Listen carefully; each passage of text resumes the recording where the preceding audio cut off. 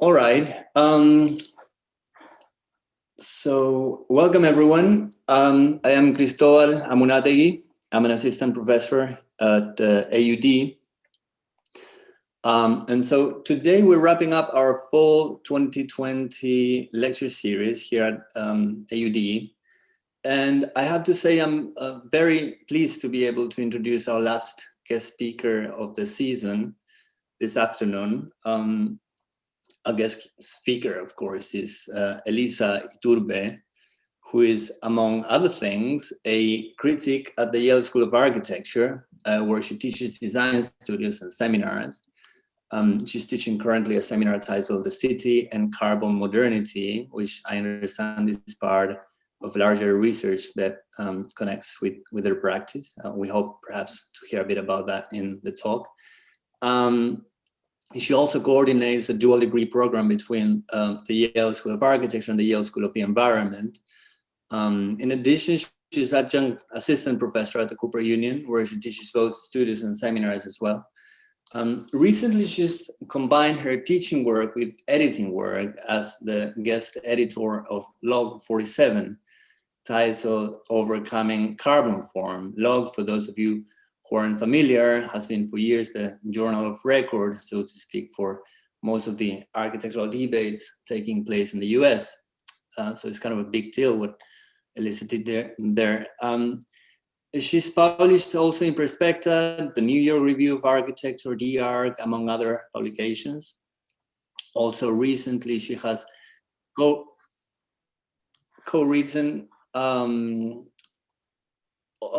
she's co-written a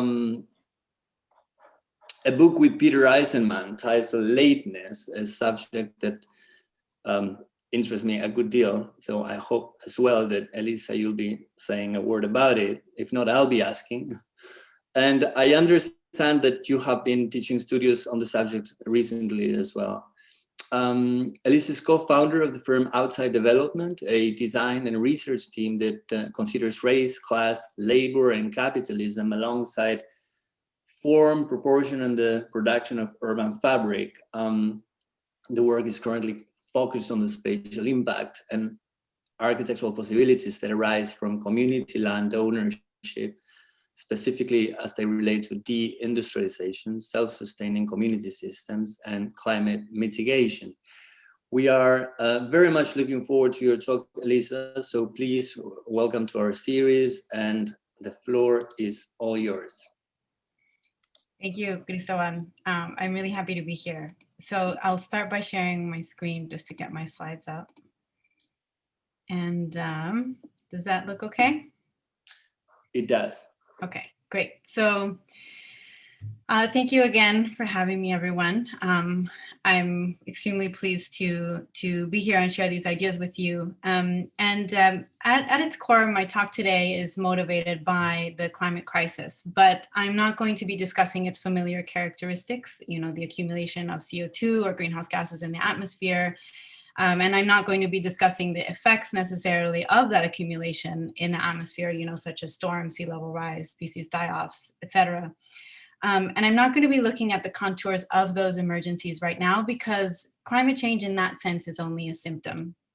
It's the logical ending point of a carbon-fueled extractive economy. And I say ending point deliberately because it's clear now that something is going to have to give. Either we continue as is and the system gives way through collapse, famine, migration, resource wars, disease, population contraction, etc., or the system gives way because we allow it to, because we force it to, because we design it to. And either way, climate change is an ending point of some kind, and we are at that crossroads. So this is what I'd like to address, to think through this moment of transition. And in particular, I'd like to ask what the role of architecture might be. And as architects, I believe we have to ask, how might that giving way be a means of building something new rather than another form of collapse? But to answer that, I think we have to differentiate between what's currently collapsing but shouldn't be, and what is not collapsing but should be. And this is a necessary conversation to be had before we discuss what might be new and before we identify the paradigm yet to come. So In that light, I'm going to discuss the concept of carbon form, which is a term that I've been using to try and make sense of the relationship between, on one hand, urban and architectural form, and on the other, our current energy paradigm, which is based on fossil fuels. So at its most simple, carbon form can be defined as the spatial paradigm that emerges from our mode of energy capture, which is based on carbon-intensive fossil fuels. And carbon form is an idea about space and form. But before we discuss that, I want to say a few words about energy, and more specifically about energy capture. And by energy capture, I don't mean technology, which is what might come to mind when I say that term, but rather how organisms acquire the energy needed to live. And all organisms engage in energy capture. Plants photosynthesize, or animals eat those plants, or they might eat other animals that ate plants. And in this way, energy circulates through an ecosystem. Humanity has gone through 3 paradigms of energy capture, starting with hunter-gatherer society. And in this phase, humans were most like other animals in that we'd go out into the environment to procure food from the wild. And whatever energy we got from consuming the food is basically the energy that we had to work with. Then we moved into agricultural society, and in this phase, people learned to domesticate and cultivate their food. This brought about many changes in the structure of human society because it transformed human labor and the ecological relationships that that labor was embedded in. And by transforming our food systems, we transformed our energy systems. So in this phase, we saw the emergence of the state, we saw the rise of cities and towns. The shift to our third and current energy paradigm occurred when humans began to burn fossil fuels as a source of energy. And fossil fuels are a mineral resource, mostly found underground, and they're extremely dense with carbon. When the bonds between carbon molecules are broken, a lot of energy is released. So it's really the density of carbon content that makes fossil fuels a unique and rather spectacular energy source. And so it's a shift to a super dense energy system that's part of what made this transition into a whole new way of relating to the metabolic systems that we were inevitably part of. But these technologies, coal and what eventually became oil and petroleum, they themselves are not enough to impel this transition. And in fact, coal had been burned for centuries before the Industrial Revolution as a source of heat. So in that sense, coal was not originally that different from burning wood. But it was a discovery that the heat from coal could be used to impel motion and to drive motors and machines, and that the energy density of coal meant that you could, with a much smaller amount of matter, produce a much larger amount of heat, and in that sense, facilitate mechanical production in a way that was unprecedented. It was that fundamentally changed human society, and it revolutionized our productive capacities. And in doing so, it restructured the existing social order, and mechanized production brought about demographic displacement. It restructured labor dynamics, created new transportation technologies. There was a new kind of urban density. Eventually, we got commodity culture, global capitalism, et cetera, et cetera. So all of this is simply to say that every time there has been an energy transition, there has been a corresponding revolution in social structure and a corresponding revolution in built form, starting with hunter-gatherer societies that had a light architectural footprint, moving into agricultural societies that had towns and cities, and then finally to the new spatial order that emerged with fossil fuels, one that fundamentally reconfigured the form of the city. So it's this at this moment that we get warehouses and factories and worker housing and office towers and apartment buildings and skyscrapers and suburbs and distribution networks and concrete landscapes of petromobility, right? So this is the spatial paradigm of carbon energy, which I would like to call carbon form.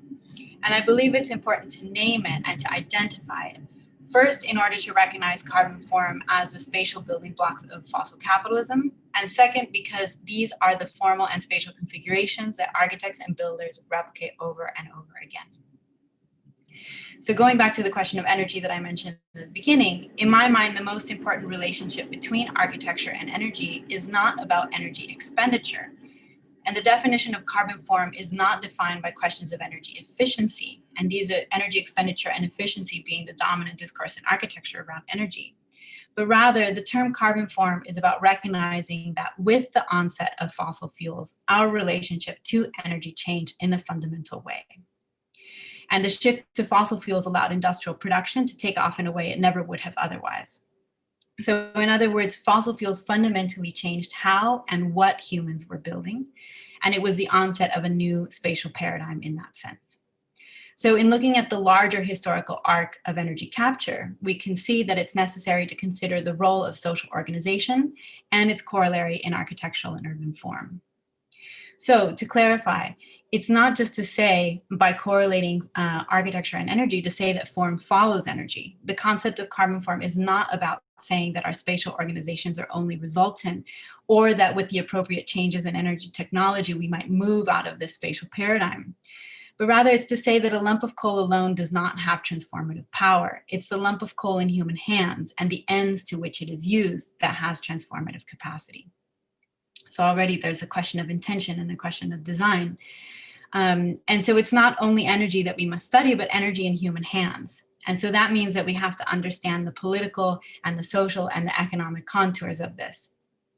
And for architecture, I think that the question at hand is to ask how urban and architectural form can enmesh the cultural and economic and political aspects of social life within an energy-intensive network of space and form, and in turn, give form to an energy-intensive way of life. So it doesn't just work in one direction. Yes, dense and abundant energy has shaped the built environment, but in turn, our way of life has changed, and what we build and how we build has never been the same since then. So from this, we can conclude that there's a specific societal configuration and a way of life that causes and contributes to climate change. And I like to refer to this as carbon modernity.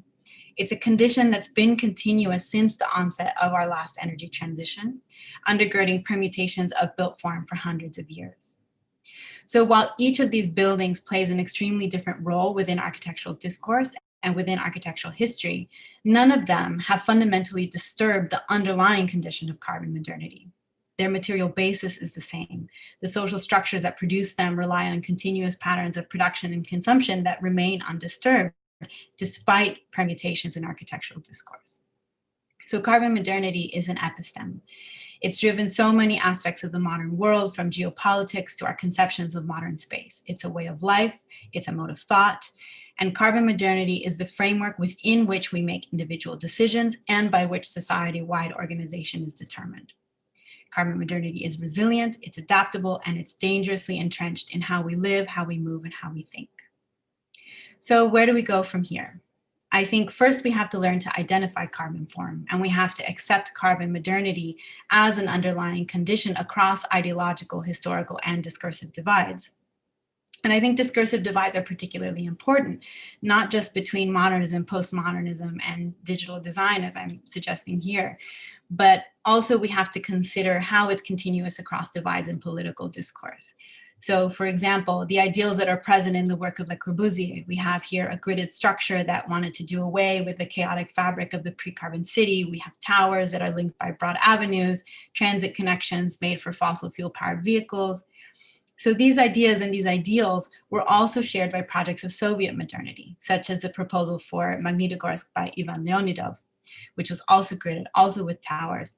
But most importantly, it was also an architectural proposal for reorganizing society according to the logic of industry. So let me focus on the role of architectural proposals in all of this, because I think it reveals that carbon form can operate in two modalities. And for now, I would refer to them as perhaps conscious and unconscious. So what do I mean by conscious carbon form? I think it's when carbon form becomes activated as an architectural project. And I think you can see a shift from unconscious to conscious carbon form in the early 20th century with the rise of modernism. And then I think you see a further shift from conscious back to unconscious in postmodernism. But starting with the first, in the modern moment, modern architects were looking back at the chaos wrought on cities by industry in the 19th century. So here we have a quote by Le Corbusier, and he writes, "Because people have failed to understand the rules of urban development, the countryside has been emptied, cities have been filled beyond all reason, concentrations of industry have taken place, haphazardly workers' dwellings have become hovels, nothing was done to safeguard man, the result is catastrophic." So this is a scathing view of the 19th century city, but I think the most important part here is at the end where he says it is the bitter fruit of 100 years of the undirected development of the machine. The italics are mine there. So one of the foundational questions of the modern period was not a critique of industry, despite the disdain for the industrial city. It was a question of how to harness the developing forces of an industrial society. So for further proof of this, we can turn to Hilbersheimer, who writes, "The machine and the readily advancing specialization it made possible created an almost unlimited capacity for production. This capacity has been wrongly used and wastefully used and never fully used at all. This is the source of our economic disorder." So disdain for the past usually associated with modernism was not disdain for the ancient city. It was a critique of the 19th century city, which could not accommodate the new conditions of a fossil economy. So our dominant narrative in architecture is that modernism was a moment of historical rupture. But through the lens of carbon modernity, one could perhaps argue that the 20th century was not necessarily a historical rupture, but rather it was an inflection point within the development of carbon form. And it was caused by architects identifying the dissonance between the form of the historical city and the logic of a fossil fueled economy based on growth. So in other words, they saw that the early economy was trying to function within the constraints of a pre-carbon spatial form, and that was not working. So seeing that disjunction, they broke the city open to adjust it to the demands of this new economy in order to make it work. And they made it work by giving it form. So the modern urbanist project was not a critique of industry, it was an exercise in giving it form. And so this is how we might think of carbon form as an explicit architectural project, or how we might think of it as a conscious architectural project. But of course, the cities that the modernists were reacting to were also carbon form. So that brings me back to the other modality, unconscious carbon form. And the concept of unconscious carbon form is simply to recognize that we have spaces that result directly from a system of energy capture, but that might lack any particular design intent vis-a-vis that energy system. So Victorian London might be an easy example that just arose out of the blossoming of industry. But unconscious carbon form is also dominant today. So the gleaming spectacle of most contemporary architecture fits easily into the category of unconscious carbon form. But not just high design, we might also think of the suburbs as unconscious carbon form. They're only possible because of petromobility and because of the ready availability of energy. So here, neither carbon form nor carbon modernity are an architectural project, but in both of these last two slides, carbon form is present, and we can still see it as a recognizable spatial pattern, and it's replicable because of carbon energy. So we can still recognize carbon form perhaps as archetypal, with or without architectural intention. So the question is whether, as architects, we can then perhaps intervene upon them once we recognize that. And perhaps in what could once become, again, an active project or a conscious project, but this time against carbon form. So that's not easy, of course, in a moment in which architecture is so entangled in carbon modernity that it seems almost impossible to design anything else. And of course, it's no wonder that the dominant response to keeping to sustainability is to keep our building patterns the same, but just to try to make them a little bit more energy efficient. It's because our ways of building and designing are deeply ingrained. But I think then we can learn from the difference between conscious and unconscious carbon form, specifically because there's an essential lesson to be learned regarding conscious form, because I think we can see there the power of architecture. And I don't say that because I'm interested in sort of the megalomaniac tendencies of total planning, or that that the lesson is in the capacity to transform the modern world, but rather to simply recognize that architecture does have transformative capacities, as is made so visible by those projects, but it's not always for the better. So if we don't recognize this, we're going to continue to replicate carbon modernity unconsciously, because that is the default mode of architectural production today. So architectural modernity may have died, but the necessary death has not come, because carbon modernity remains present and undergirding how we build. And in that scenario, if we continue in the default mode of architectural production, there is no way out of climate disaster. But if that's a grim view, I also do have a more positive thing to say, which is that if we can see how modernism consciously and deliberately gave form to a nascent industrial society, what's to stop us today from giving form to something else? Is there another nascent social structure that architecture can give form to? So I think that one of the fundamental questions of our time is, what might we give form to today? And I think this is a broader project for architecture to take on. And in my mind, it's far beyond the level of any one individual architect. So I think we have two tasks before us. One is overcoming carbon form, first confronting carbon form, and the second is overcoming carbon form. And I think both are needed to conceptualize the role of architecture today in the unfolding of the climate crisis.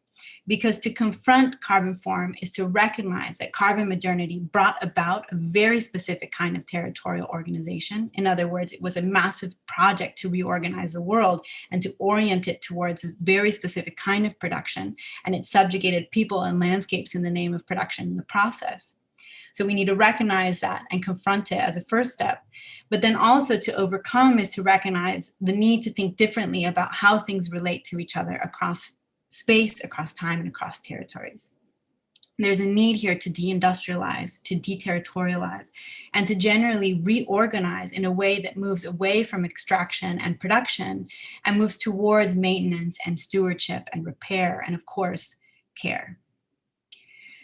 But how can a new reorganization be undertaken without creating enormous issues around power and equality? So in order to avoid the pitfalls of the modern moment, I think we have to ask ourselves, who will reorganize? And I think that this is a crucial question for architecture, because in the modern movement, there was an assumption that architects themselves, through planning, were doing the reorganizing.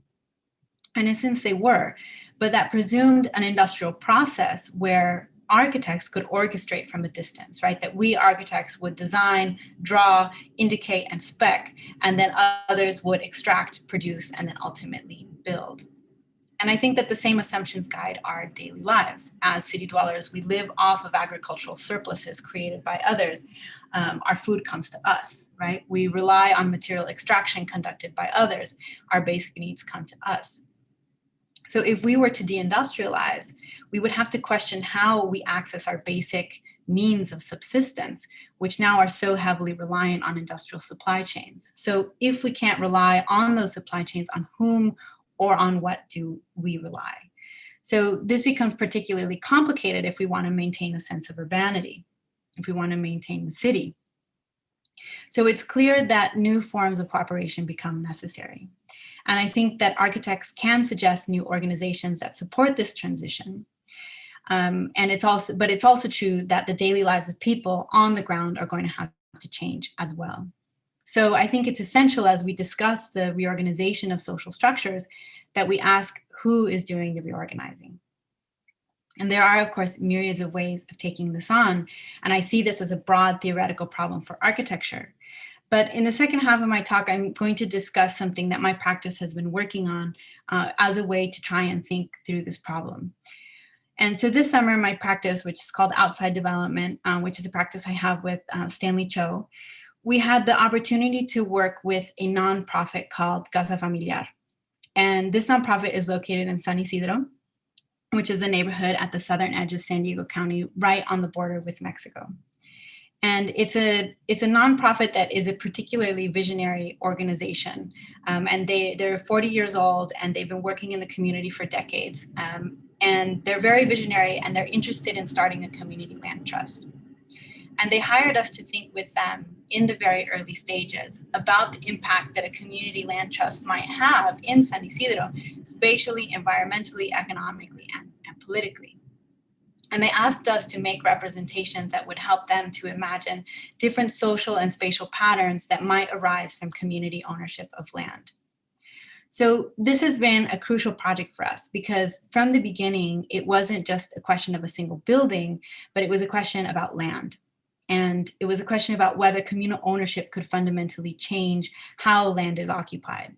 And I think that this is particularly important because in a moment of energy transition, it again is tempting to think about energy technologies. But actually, if we think about the patterns of occupation that drive energy demand, we have to think about space, and we have to think about occupation of land, and we have to think about use. So the project I'm about to show you was an opportunity to question the role that community land ownership might play in subverting some of the basic tenets of carbon modernity. But so I have to qualify that for a second, because, what is this project? It's not really a design project, although we did design aspects of it, or we designed elements of or we did provide a schematic design for a building, and we did design certain elements that are in it, but we weren't really hired as schematic design architects or as project architects. And it wasn't really a consulting project either. What we did is that we produced for Casa Familiar a strategy development and visioning document. And as architects, our task was not only to help them to spatialize what they were imagining, but also to take our knowledge of the built environment and to see if we could push the project even further as a way to get closer to their vision. So what we delivered was not necessarily a design, although design was part of it, but what we delivered to them was a 100-page document that looks into how community land ownership could potentially transform their neighborhood. And the document opens by stating their goals, not ours. And what we then deliver within this document are three things. We deliver means and strategies that are ideas that we have for strategies for executing, well, I'll get into it in a second, but executing these strategies that might help leverage community land ownership. And we also delivered a 100-year timeline for their neighborhood, where we play out the long-term impact of those strategies. And then finally, we also gave them a schematic design for a lot where they want to build housing. But I'm going to focus on number 1 and number 2, and the concept of urban transformation, which I hope will begin to get at some of the ideas of overcoming carbon form. So let me start by talking about community land trusts. And this is a diagram of a typical CLT. And the typical CLT uses a legal and financial mechanism to separate the ownership of land from the ownership of a building that sits on the land. And this is a legal and financial mechanism that brings down the cost of a building. It also allows the CLT to place resale restrictions on that home. And both of those things allow the CLT to create these long-term mechanisms for affordability. So typically, CLTs are considered very forward-thinking, and many progressive people and architects see it as a valuable way to decommodify land and to lower the cost of housing, and to do so in a permanent way, which is also one of the things that distinguishes a CLT from concessions to developers. And the issue, though, sometimes a shortcoming with CLTs might arise because in most cases, a community land trust, by organizing itself around home ownership, can still reify traditional home ownership. It makes it more affordable and it can lower the threshold of entry, but the occupancy of the parcel of the home, of the land itself, remains the same. In other words, it replicates traditional habitation, or should I say conventional habitation.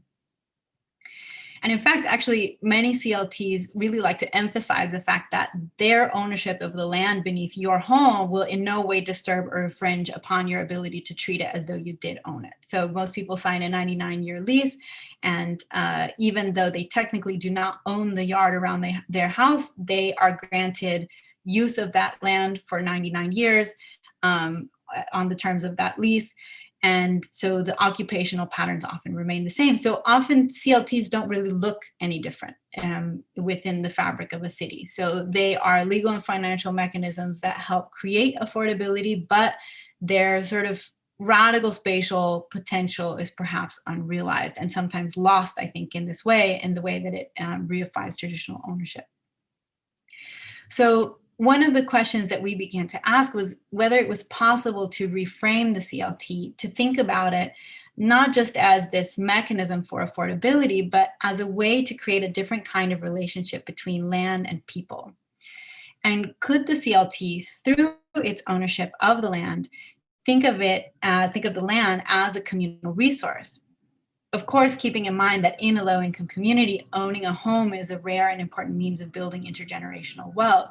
So, how do you also then talk about it with neighbors, not in a way that it seems like their land is being taken away from them or the use of their land is being reduced, but rather how could we think of collectivity without making residents feel that they were giving up or sacrificing what could be one of their only avenues of financial security, or maybe a use of land that they might want.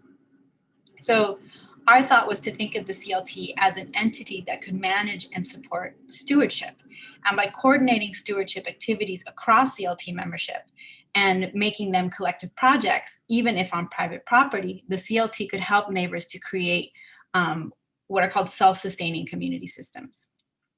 So mainly through the vehicle of cooperation between members. So taking this diagram as initial concept of could the CLT build a different bridge between land and people, we began to make it a little bit more complicated, right? As we began to see the potential of land as saying, okay, well, if the CLT has control of the land, perhaps they could build, perhaps they can create more density. If they're in control of construction, perhaps there can be local labor and local materials. On the other hand, if stewardship of land is a collective possibility, then could stewardship and aggregation start to take on questions of carbon sequestration, air pollution mitigation, which is a big problem in San Isidro because of the border, and you have all the cars that are stalling waiting to cross. So the air quality in San Isidro is very bad in general, and could then those needs that could emerge from sort of a concept of stewardship be paired with collective projects to make a little bit more of a complex relationship here, more of a sense of a social ecosystem rather than just a financial mechanism. So at the heart of this, of course, is the bridge between land and people. So I'm going to isolate this part of the diagram again for a second, because from here, we developed what we started to call a two-pronged approach. And the two-pronged approach consists of land-based strategies and cooperative strategies. And the land-based strategies are strategies for the built environment and, let's say, for infrastructure, or we might call them material, while the cooperative strategies are ideas about cooperation and about the mobilization of community systems. So in contrast to the land-based strategies, we might think of them as immaterial because they're more about the organization of labor. But the point here is that there is a complete reciprocity between them, and that the role of the CLT is to connect projects with those who can execute them. So once we link land-based strategies with cooperative strategies, we also think of the CLT as a body or as an organization that is linking work with workers, or colaboración with colaboradores. And the collaboration would occur, we thought, in two realms: planting and construction. Construction because of the need for densification, and planting because of the need for carbon sequestration. So today, just due to time restraints, I'm only going to talk about construction. So I'm going to discuss one land-based strategy and one cooperative strategy for what construction might look like in San Isidro under the purview of the CLT. So I'll start with land. So, and first, I should give you also, before even talking about that, the San Isidro context. And so San Isidro is bounded by highways. So this is, if you can see my cursor, this triangle essentially is San Isidro. And it's bounded by highways. It's right by the US-Mexico border, as you can see, which is this rather stark line at the bottom of the image. And if we zoom in, you can see that for San Diego standards, the urban fabric is rather tight. But in fact, the lot sizes are still quite generous. And while the neighborhood has a high occupancy rate, much of the ground is not tended to. You have a lot of overgrown lawns, you have old car storage, and you have some lots that perhaps to bring down the maintenance burden have simply been paved over. So there is still, even though it's a tight fabric for San Diego standards, there still is space. So CLTs typically provide grants for building maintenance, and some CLTs undertake new construction projects and building new housing for their residents. So knowing that already in the typical structure of a CLT is already within the capacity of a CLT, we begin to ask whether a CLT could expand that role of maintenance grants or maintenance support to not just think about it as about buildings, but also about land stewardship. So that's a key part of the planting initiatives, which I won't go into as much today. But also we began to ask whether the construction of a new building under the purview of the CLT, which is an organization governed by a participatory democratic model rather than by profit, could present new opportunities for thinking about how buildings are built. So in other words, would it be possible to introduce new building practices into the neighborhood? So in thinking about that, there are two parts to the strategy. One is that we started to ask what an alternative densification strategy might look like. And I should mention that at this time, San Isidro has been targeted for development by the city. They're calling it the Complete Communities Initiative, that is trying to think about transit connections and densification. But one of the mechanisms tends to be concessions to developers, which means that San Isidro is at this critical point where they are at risk of imminent gentrification. So this is also like a backdrop against which we're looking at the possibility of densification, realizing that San Isidro needs that, and they need an improvement to their housing stock and an increase in their housing stock, more density also to reduce travel times in San Diego, which is already so car-based. So knowing that they need that, we were thinking what alternative strategies for densification might be. So in our site studies, we looked at the urban fabric, and we noticed that most parcels in the area have enough space for the construction of a freestanding accessory unit. So in this way, we could start to fill out the site, right?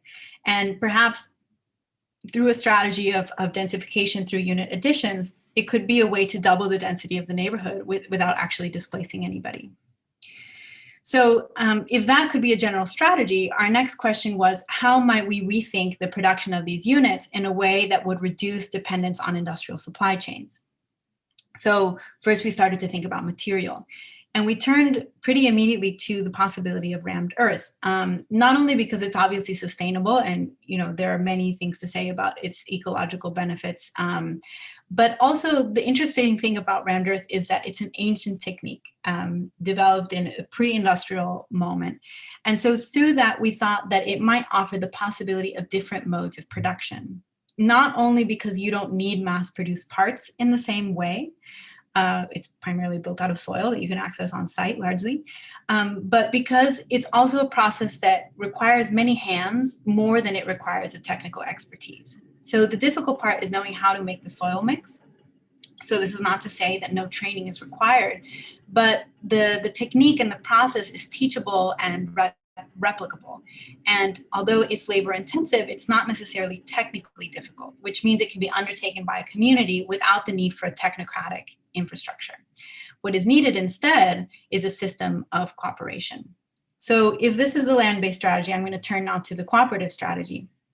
And before talking about how we might employ it in the rammed earth unit additions, and specifically, I want to talk about some of our precedents, because we started to then look at models of cooperative labor and what might be cooperative ways of mobilizing social labor that are in contrast to the dominant capitalist means of mobilizing labor, which rely on wages or unequal ownership of the means of production to mobilize productivity.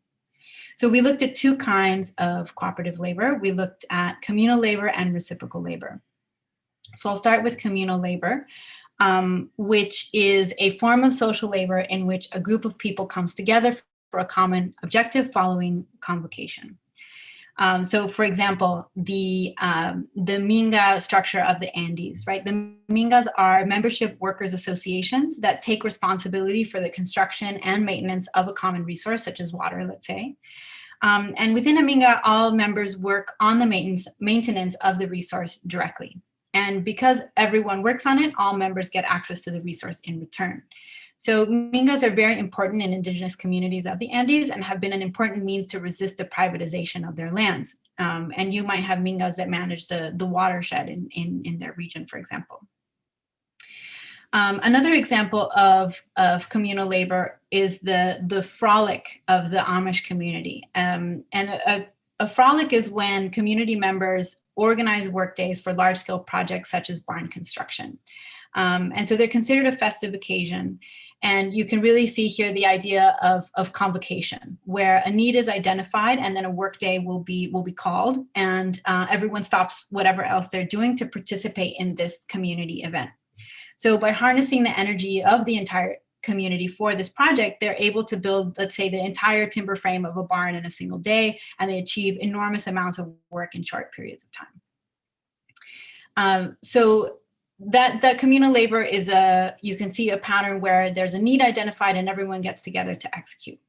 So reciprocal labor is another form of social labor in which people engage in a circuit of reciprocity or mutual aid.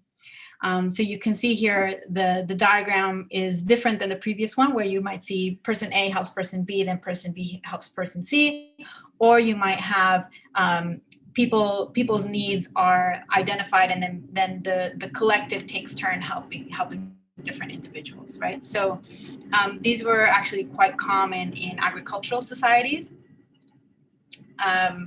where families would take turns helping helping each other with their harvest, because the harvest would be more than any one family could take on.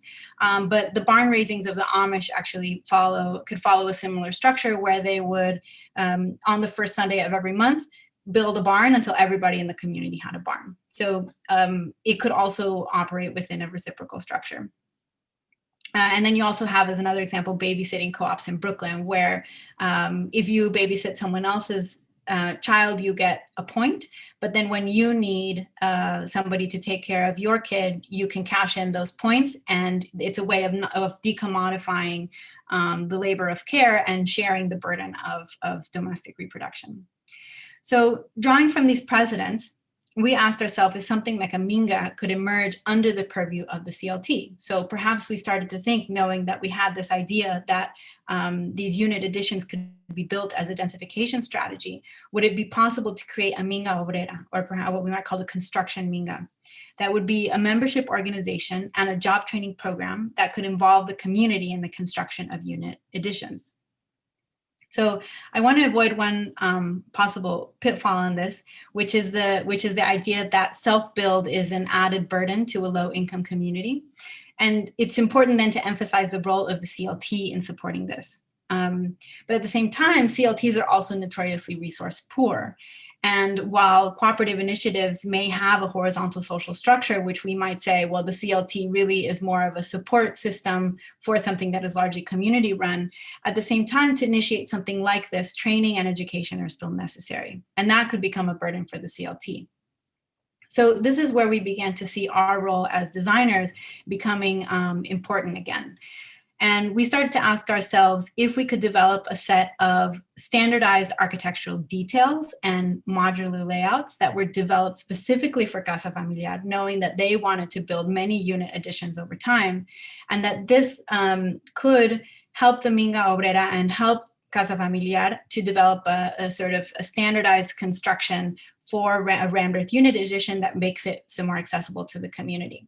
So if we had linked the unit additions to the Minga Obrera, then we might also, as designers, say that we offer to that relationship a handbook for what might be called the San Isidro Round Earth Workshop, and that through an explication of the process, through the development of how a wall might meet the roof or how the wall might meet the foundation, we create these standardized architectural details that make the process of construction accessible.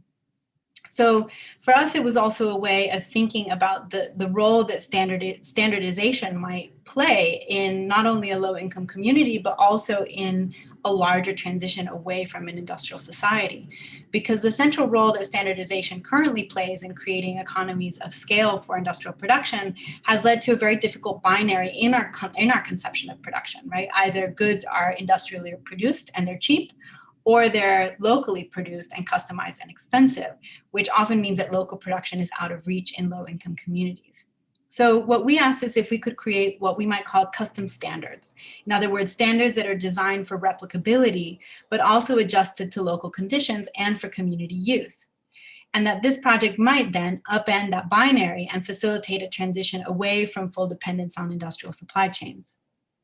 So what we would like to do in the future in our collaboration with Casa Familiar is to design a set of architectural details and a few standard layouts that can become the point of departure for them to begin a new building culture.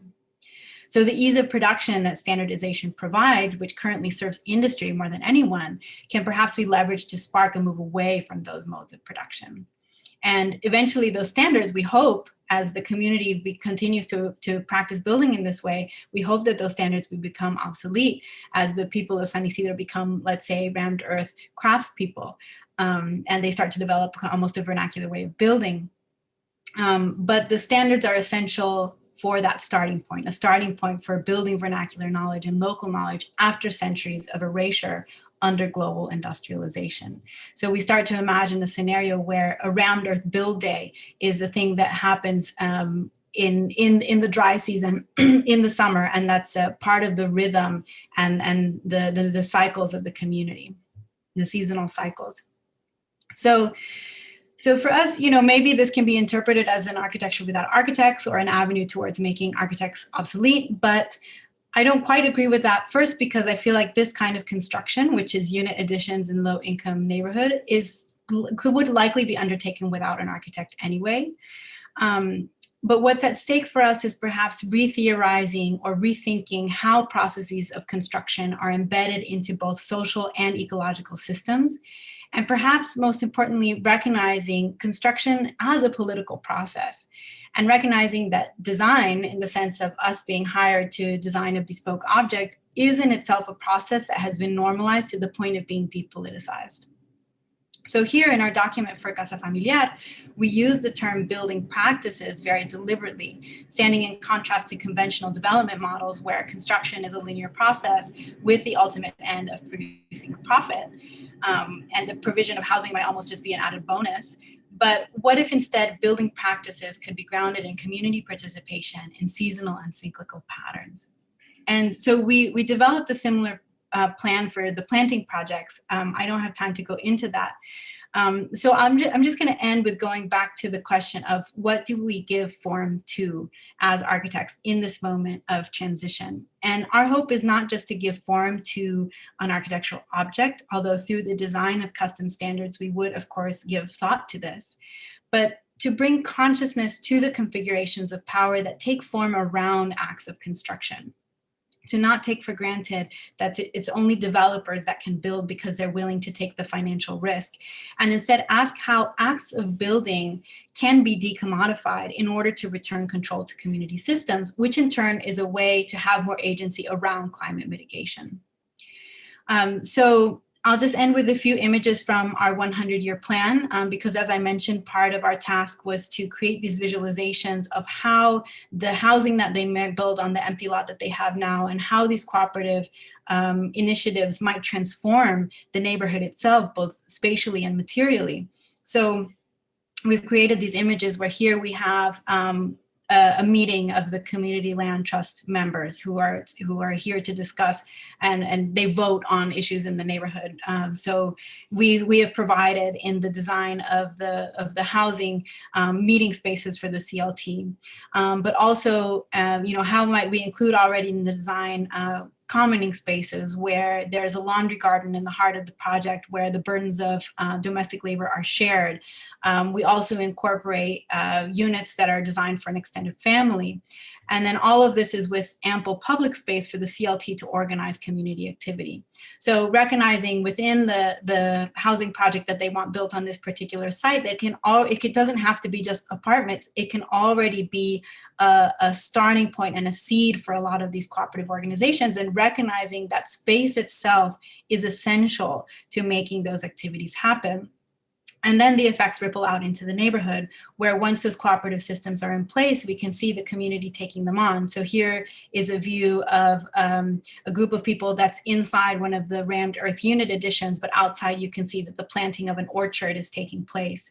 And then over time, what we ultimately get is the transformation of the neighborhood through the activities of the Community Land Trust, where densification has taken place, rammed earth has perhaps begun to replace over many decades timber frame construction, which is very vulnerable in Southern California because of fires. So as the effects of climate worsen, San Isidro can become more resilient through the architecture itself that they've built, but also through the networks of mutual aid, and the CLT itself having decommodified the land means that if a disaster were to occur, through the Community Land Trust, through Casa Familiar, and through these networks of cooperation, the community is more resilient and ready to face those oncoming disasters.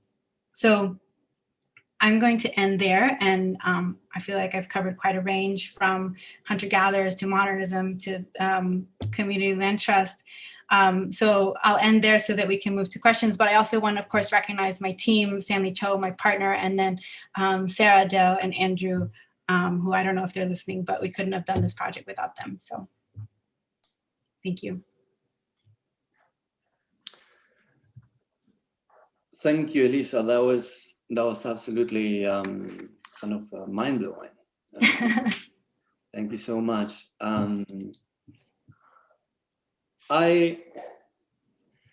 very taken by your kind of historical perspective, because you offer a way out of the usual kind of modernist obsession with cycles. You introduce the notion of revolution for sure. You say, well, every time a kind of change in the modes of energy production occurs, there ensues a kind of transformation in the way, of course, we produce our spatial relations, we produce our own means of production and all of that. But by doing that, you can really produce a kind of long-term historical section of analysis. In other words, you don't necessarily have to go back only to the 20th century or to the 19th century for that matter, but you introduce a kind of historical mode of thinking that is quite helpful because it allows you to move very freely from the past, not even the very close past, but a kind of distant past, and potential futures that don't necessarily have to happen only in the next 10 or 20 years, but perhaps in the next 100 years. It's like more gradual.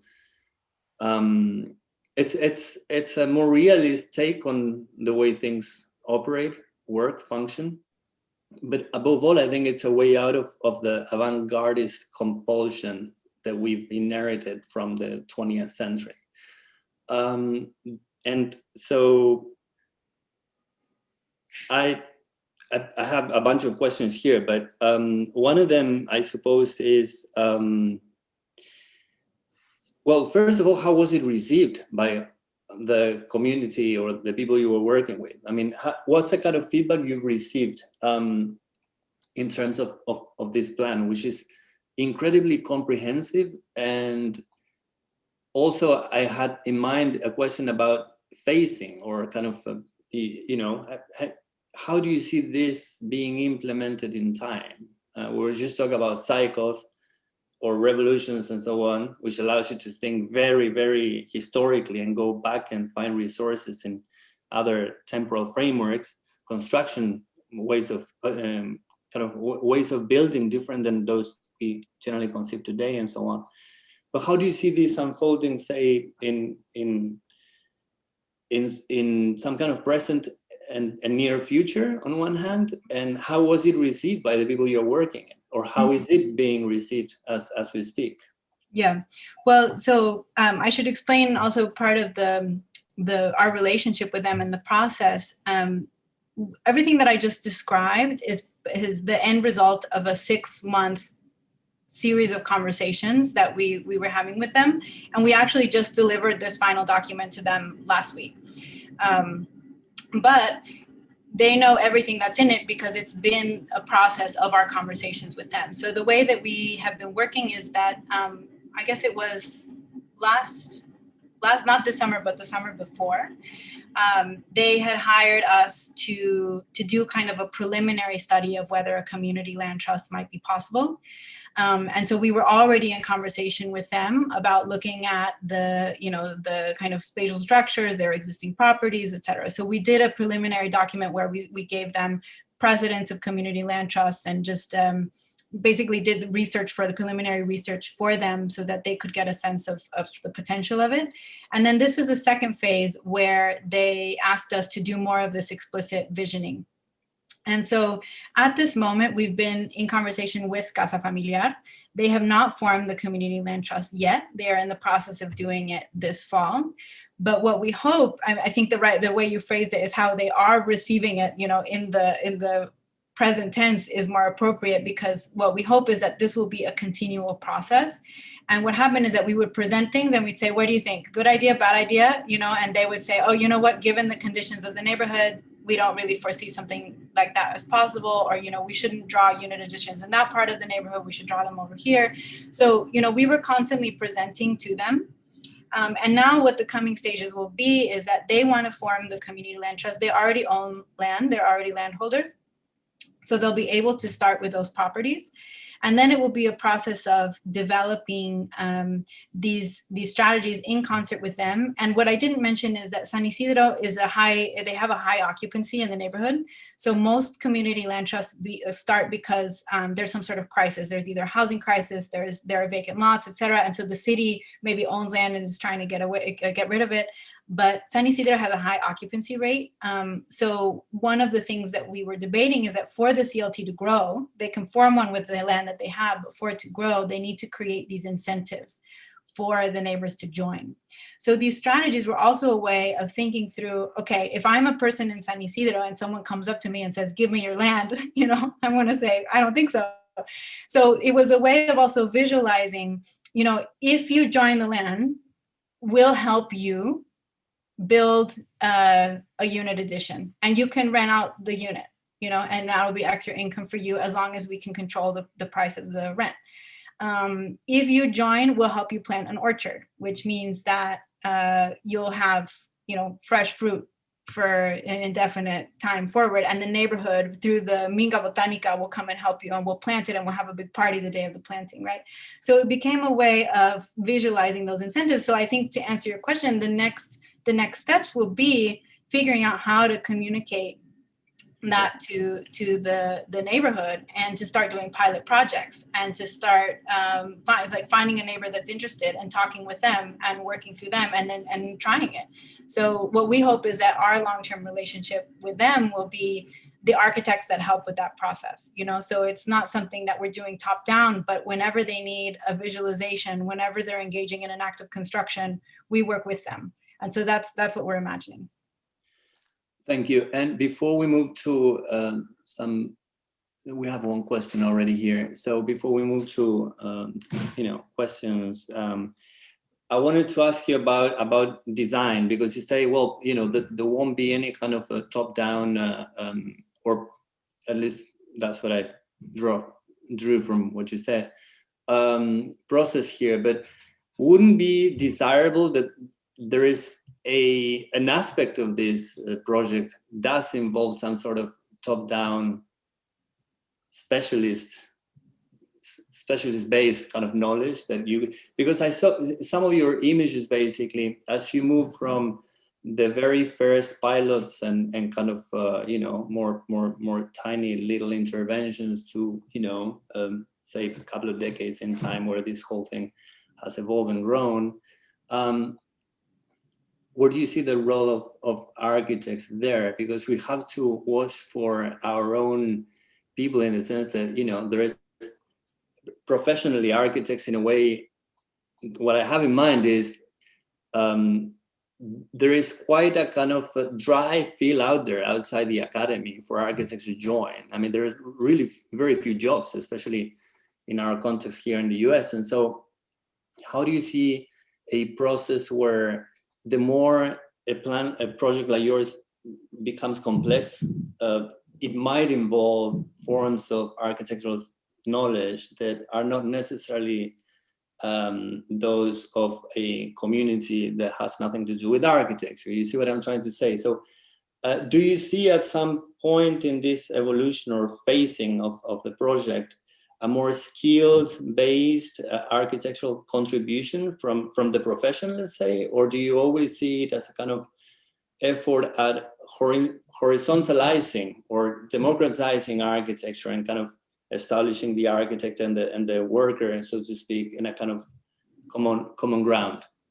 Well, I think that there are two things in this that I think are specific to architectural modes of knowledge. One is this first stage that we're in now, where I don't think we're proposing a top-down way of executing the project, but we have proposed a long-term vision that every sub-project feeds into. So maybe the community on their own might not have conceived of a neighborhood-wide carbon sequestration 100-year project, right? That's basically what we've proposed, and we see that as part of our contribution.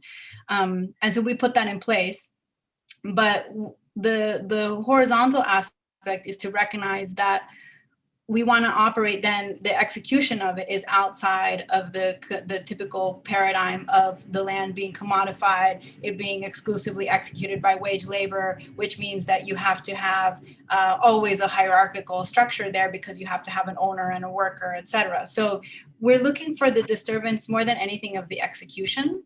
And we feel like, in a conventional project, in any case, there's a time that you let it go. You design it and it's built and it goes, and you'd have to do something else. So I don't see it as producing this kind of scarcity, because other people will continue to build on the site. We sort of provide an idea. But then also the second thing is the role of the custom standards, and this idea that for the rammed earth workshop to actually happen, it would be very difficult to just go to a low income community that has no design expertise, although people work in construction in that area. But let's say we can think about it as something that's more in the realm of design. It would be very difficult to just show up and say, okay, you know, the CLT is going to support this kind of construction, you're going to build it yourself. That implies that we don't acknowledge the role of an architect, that there is an architectural expertise that's needed. What we're trying to reconsider is how that knowledge is then shared and executed, and then what are the long-term ramifications of that? Because, you know, we're not imagining that over 100 years we could be hired to build rammed earth unit additions for every single person, right? And so it would be a little bit like a false notion of scarcity, and then a limitation on the capacity to actually execute climate mitigation if we tried to hold that knowledge of building too close, if we followed that model of scarcity. So a lot of what we're also interested in is this concept that we have to find new ways for alternative building practices to proliferate, and we see ourselves as participating in that process, and that it's something that is deeply important given the climate crisis. So so yeah, I mean, I understand that there's a sense that it falls into the architecture without architects, but I think also that in the early phases, what we would really like to do, if we can move forward in that phase of the project, is to produce this kind of, you know, these modular configurations, right? That we would say, okay, here's the design for a 1-room rammed earth building, 2-room, 3-room, 4-room. And here are your 4 options. Here's what's reconfigurable. Here's one with the greenhouse addition. Here's one without. And we design that as a packet. And that's what we design rather than a building. So we don't see ourselves as really like becoming obsolete in that sense, because that first step is necessary. Yeah. What we see as transforming is then the process of production after that. Sounds good. Maybe we move to Alex's question. So Alex Haraga asks, during the process of realizing the strategy and discussing with the community, did you feel the pressure of real estate agents, speculative strategies from local authorities, or people from the community? Yeah, from our end, the project has not progressed that far. And, you know, this has been 6 months of collaborating with the people of Casa Familiar, and we have not yet had the chance to join the community meetings, et cetera. So where there is some pressure, I think, is simply that San Isidro through the city plan has been targeted for development. So there will be some questions there, because land will become more valuable as it becomes targeted for construction. So there will be some tension between the aims of the community land trust and the aims of developers and the city. So there will be contestation, of course. And again, we are very eager to see how we can shape a discourse around asking neighbors to give their land to the community land trust, because that will be difficult as well. So, you know, we're very aware that this will not unfold as we've drawn it, right? That this packet is very much, this 100-page document is very much just a vision. It's an idea that we give to Casa Familiar, and that we'll see how it unfolds, in the same way that maybe we create this set of architectural details, and then we see, you know, after 100 years, the buildings look totally different, but an acknowledgement that what we put into the world will be different from what gets built. Let me go to another one. Stepan Nest is thanking you for a fantastic and highly dense lecture. There is certainly an enormous amount of research, theoretical concepts, and practical work behind. I was wondering, while navigating as architects in this way, what kind of community does one conceive of? How could one describe it? Is it a kind of socialist, communist, common one envisions with these methodologies? And what is the role of shape, quote unquote shape, in this regard? The visual representations that visualize these communal processes laid out by architects have very specific visual and aesthetic qualities to them. So what role does this stylistic approach of abstraction, simplicity, and standardization, even in the drawing, play? That's a handful. Yeah, well, the good thing is because it's in the chat, I can refer to it, so I didn't have to memorize it. Great. Yeah, I think in terms of what kind of community, it's a great question. And another thing that was very important as we were shaping the concept and as we were trying to think about the possibilities is to understand a scenario where people might opt in and might opt out. And that there would be times where there wasn't enough participation to really carry something out.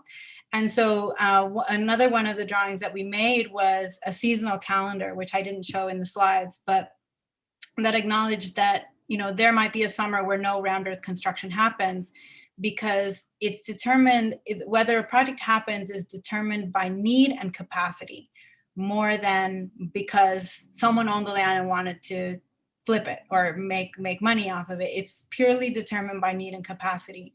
So we draw the project as over 100 years filling out the site, of course, but recognizing all of these contingencies. So our hope is that it wouldn't necessarily dictate a like kind of community, but that simply you could, and this is also key in how we're conceiving of the idea of community owned land, where we don't repurpose the shared land for a collective use, let's say, but rather we understand all of the individual uses, like building a round earth structure, like building an orchard for them for their own consumption, or planting a garden for their own enjoyment.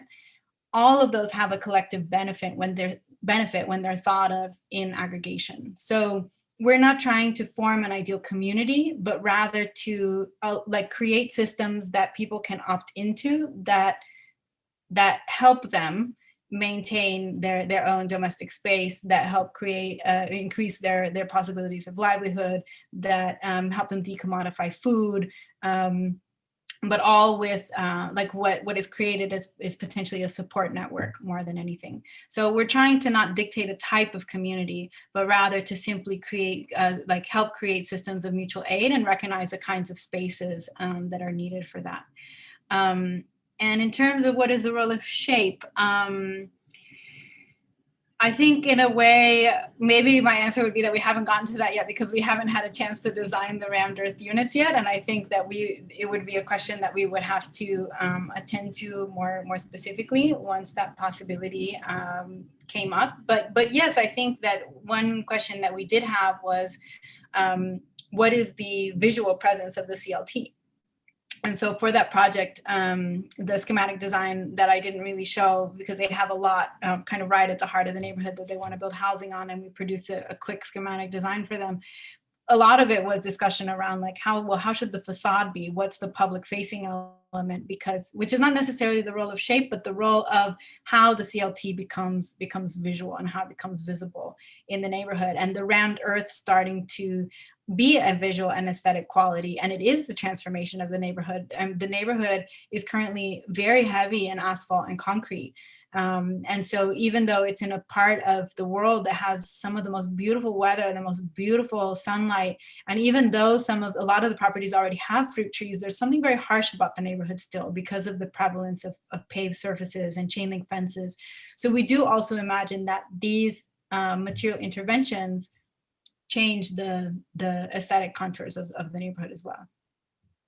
So before we move to the next one, I have two questions that may be a good follow-up.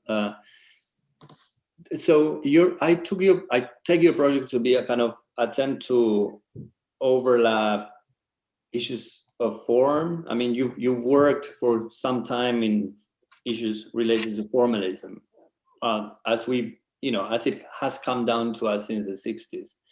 And so to me, it was quite an ambitious thing to actually try to produce an office project that could overlap that project with what we conventionally gather under the umbrella of social justice. And so shape or form, I don't know what's the right term, but does that still interest you to sort of make those two cultures, one highly academic, although a reflection on issues out there in the world anyway, and the other quite hands-on and authorless, which is almost the opposite of some of the formalist tradition anyway. And so I wonder if you can say something about that, about the kind of collision of those two seemingly antithetical notions. And the other thing is, I wanted to ask you, I'm very curious to know what's your take on the Green New Deal effort, because it's a much more institutional effort to take on the territory, not just a particular community, but of course it is based on the Rooseveltian New Deal. And so it's to do with, the national scale, and probably with, anyway, with infrastructure, not necessarily as traditionally conceived, because it is also about reparation and, kind of a series of strategies that one could call minor relative to what we have in mind when we think of the modern infrastructure, of modern infrastructure.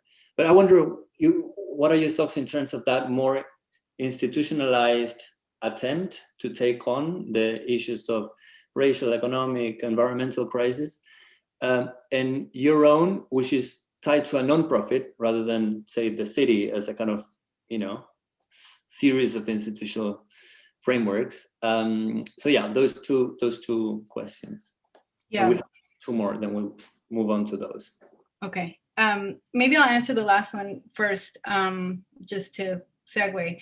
I think that that question of the federal and regional strategies for climate versus maybe what we're talking about here, it's a super important question. And I think that part of working on this was to recognize that there's a gap between the state and the individual, and that gap has fully shaped how we address questions of environment right now. And that and this is part of our faith in the community land trust in this project, is that it operates as an institution in between the municipality and the community, and in doing so can identify the collective nature of certain projects in the way that the city can't, because the city is totally driven by the division between public and private property. The city can only manage public property, and private property is basically off limit, shall we say, aside from certain constraints. But in terms of a climate mitigation strategy, the municipality is very limited to what it can do on public land, let's say. And so what emerges with the community land trust is that suddenly all of that unpaved land of all of the members of the community land trust through this collective project can become a carbon sink, right? So, but it's through that recognition that the community land trust is an association of individuals. It has an institutional quality to it, but it's also not the state, and it's also not an individual project, right? So I think that in thinking through climate, the division between public and private has been absolutely detrimental to how we think about solutions, and an obstacle to considering how we might take on these larger questions of deindustrializing and all of that. So the community land trust sits at a very important position in that. Relative to the Green New Deal, I think, yeah, the Green New Deal, and it's a very large and complex issue to take on. But to compare perhaps regional and federal strategies, I don't think that they're mutually exclusive, because there will have to be things that happen at both scales, no matter what. And yes, there will have to be regional planning for sure, but I think that also the way that it's executed could encourage projects like CLTs. So like there are ways in which a state government can support CLTs through specific kinds of grants, right? Or through specific city policies that might help and encourage and support CLTs, right? So through an injection of federal funds, if they were funneled through a GND program, or maybe through state governments to support initiatives like this, they could be fully interrelated, because CLTs are notoriously resource poor, and they actually often rely on outside funding, and they have to do fundraising, and they're nonprofits, right? So could there be actually an alliance between CLTs and city governments or state governments, such that the CLT doesn't have to spend its time asking for money, but could spend its time actually executing, right? So there are many ways in which I think that these kinds of projects and a GND can be linked, but it fully relies on making the right demands of the people who are writing the GND policy, because they might not have these things on their radar. So, you know, I'm with another colleague of mine, Caitlin Watson, we've spearheaded the Green New Deal working group within the architecture lobby. And we've been precisely talking about this question of what should the demands be from architects, knowing that there's going to be this big injection of federal money into the built environment. But likely, the most likely, if we just follow the status quo, there'll be handouts to developers, or they'll simply be bringing existing infrastructure up to you know, a better condition, without necessarily rethinking how we're doing anything, but just as a way to create jobs. You know, in best case scenario, they are quote unquote green jobs in the green energy sector, or maybe transit improvements, et cetera. But that might not necessarily be this kind of fundamental rethinking of our relationship to energy, or how we produce things, how we meet our basic needs. So I think a lot of it is up to us to really shape our demands, right? And to think of architects as a group of people that can basically identify needs that the GND could meet, but we have to make those demands, and we have to identify what they are to begin with. So that's one thing. The question about form, that's a question that it's sort of a perennial split in my being. That I definitely am you know, have a formalist training, and but also I did an environmental degree as part of my master's, and so, you know, these things that have always seemed contradictory have both been very definitive of my relationship to architecture, and I actually don't see them as contradictory, because I think that all projects have form, and the question is the embeddedness of form into all of the things it's inevitably embedded into. So whether that is sort of an idea of the subjective perception of form, or how we might come to understand a formal system in general, or the kind of internal play of space that can happen, which I think is something that all architects should have command of, because it's part of the architectural discipline, and it's part of making good space, right? If we don't have control over that, it will be very difficult for us to make a good space. So I think that training in space and form is absolutely necessary for all architects. And I think that because I believe in architecture, and I find it sort of infinitely interesting to me, I tend to not see formal questions as any sort of contradiction, but just as part of the language that we're working in. And it so happens that in order to build and produce that architecture that we may be interested in conceptually, we have to draw from a material world, right? So I see it more as to be an architect in this day and age, we simply have to know more. I don't see them as mutually exclusive. I see them both as essential. And you know, I think maybe you had asked me about the Lateness book, and that I wrote with Eisenman, and if there'd be any space to talk about that. And at first I thought, oh well, you know, that's probably not going to come up today. But in effect, the thing about that book is that it very much is a way of questioning the avant-garde compulsion that I also, you know, having worked on that book and having had so many discussions about this with Peter, it absolutely informed my conception of overcoming carbon form, and understanding kind of our hangups over, you know, what an architectural transition consists of, what a paradigm shift consists of. So having had all of those conversations with Peter over so many years, and looking at architectural theory in that way, and looking at architectural history in that way, and then at the same time looking at the climate crisis and seeing a lack of intersection between our concepts of transition and then these other larger global and historical transitions that have happened, I don't think that I could have really have conceived of the idea of overcoming carbon form if not for that grounding in architectural history and understanding theories of form and theories of transition and the avant-garde, et cetera. So I think that more than anything, what is needed in this moment is a reconceptualization of what our aims are, right? And I think that we do tend to regurgitate the avant-garde trope where the production of something new is transgressive. And that's simply the goal. And what that has led to now with digital tools is that we just produce anomalous shapes, going back to the question of shape, and that is somehow meant to be considered an avant-garde or a new thing. But if you just simply change the register in which you're understanding the paradigm, you can see it as simply a replication of the same thing. So yeah, I see them as intimately related somehow, even though they in other ways are not. But I think that from the right vantage point, you can see all these connections.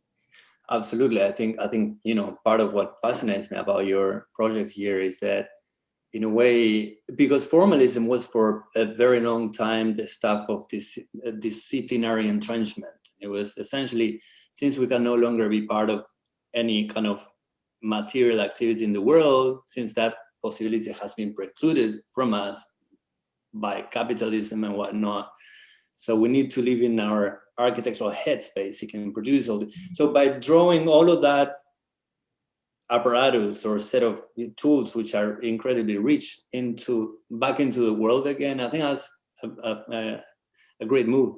To know how, what it takes to build form and how you actually draw it and specify it so that others can build it. And so how you also break it down into its many details. I mean, that's really fascinating. Yeah, and I think, just to add one more thing on that, for me, the question of autonomy is much more like Rossi's view of autonomy, where autonomy simply is a recognition of medium specificity, and then it's a way of looking at the world. So for me, architecture has always been a mode of knowledge, not an ivory tower, but a way of looking out. And if you look out through architecture, things become visible that you don't see in other ways. And so I think architectural form is a way of understanding power. It's a way of understanding our own history.